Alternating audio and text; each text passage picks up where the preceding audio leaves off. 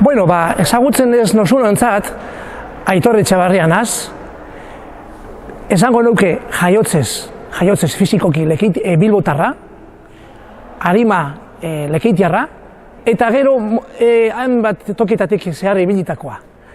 Izan zen nolako ibilbide natural bat, ikusi neban hain zaletuta eta hori euskal kultura eta bar, genik gero ez nekien ezertarako zuzenean erabiliko eten eban, esaten dutzut, nire zera asmoa zen abade izatea ezta.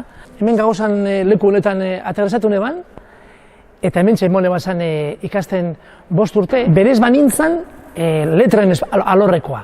Eta lehen esan dudan moduan, letren alorrekoan karrera bat ikasteko, eta literatura, hizkuntza, eta hori orokorrean gustatzen jatan, eta nire lehenengo asmoa zen hemen filologia hispanika, filologia romanika, enekoan oso argi horretara dedikatzea, hori ikastea. Baina, klaro, derion, bai seminarioan, eta bai udako ikastaroetan, udako euskal ikastaroetan egindako ibilbideagaz, hortxe, barrua aldatu egin jatan, zaletasunak, interesak eta nola baiteko bokazioa edo pixka bat aldatu egin jatan, eta hortxe ja, ez nintzen erabat aldendu esparrutik, biak ziren filologiak, baina azkenean aukeratu neban, hori aldatu neban eta erabaki neban euskal filologia egitea. Mikel Sanjo, zutabetako bat, hori, bai seminarioan euskararen mintegiaren ingurukoa, eta dudarik ez, udako euskal ikastaroena, ezta? Eta hor parteide.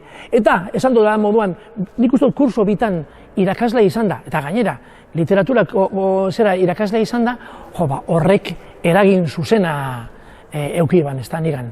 Baina, nik azpimarratu nahi dut, alde batetik, Mikelen umore ona. Bueno, bera gure tutorea zanean, holako esnatze oso zelebreak izaten zituen, atea jo, lapiko zaratak holan jo, ez dakiz zer, eta holan, ez da? Gero, bazeukan anekdota bat, bera klasea emoten eguala, oso urre eguan aeroportua. Eta hegazkiak etortzen ziren eta hurbiltzen ziranean, edo aireratzen ziranean, sekulako burrunda da egiten eben. Da oso tipikoa zen Mikelengan, bera jarraitzea holan hitz egiten egongo baliz bezala. Osea, ez zen ez zuten piperripez, hegazkinen zaratak dan harrapatze ban. Eta berak egiten ban, berak etengo ez baleu bezala, ez, hori ez.